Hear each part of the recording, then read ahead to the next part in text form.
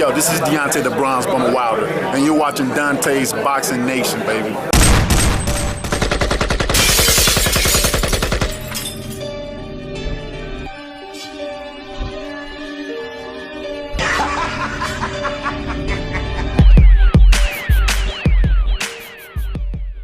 Dante's Boxing Nation, what's going on, guys?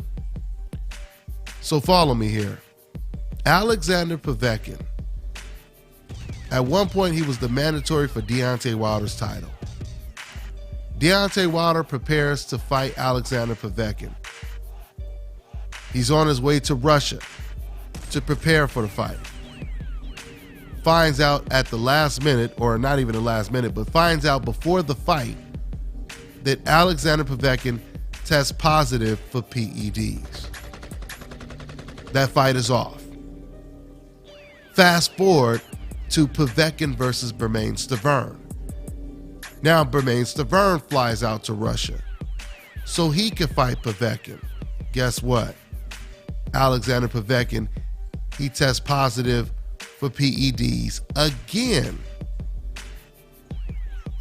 And then after the A sample comes back positive, they wait for the B sample, because according to Team Povetkin, the B sample, of course, that's going to come back negative, right? And then he'll be exonerated. At least that's what they thought, but that's not what happened. The B sample just came back positive today. So there is no doubt that this man has been doping.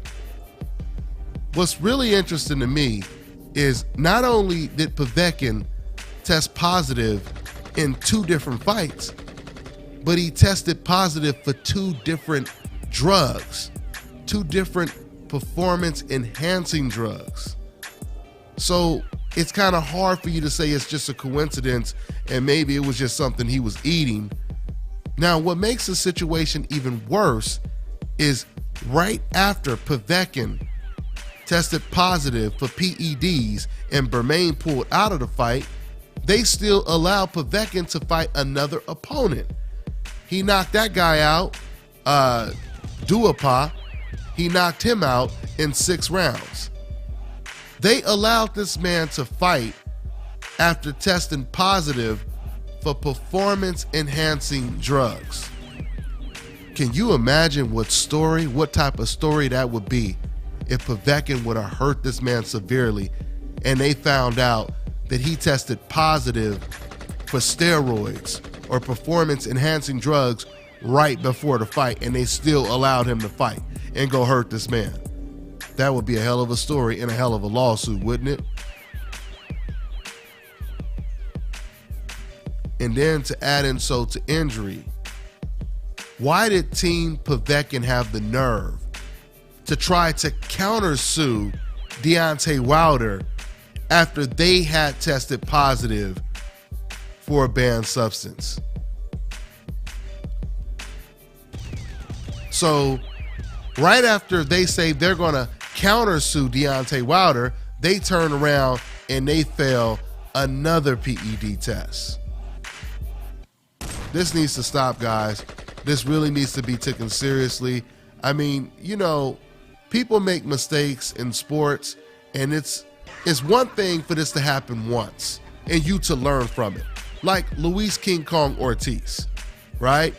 He failed his test, and since he failed that test, he has never come close to testing positive for any PEDs. But when it comes to Alexander Povetkin, this man is failing tests back to back. The majority of people who test positive for any banned substance, they make sure it doesn't happen again. But it's a repetitive thing with Alexander Povetkin. And the question is, are they going to punish Povetkin? Is he going to get suspended? Is he going to get banned? That's all I got for now, guys. I'm on to the next one. This is Bobby, and you're watching Dante's Boxing Nation.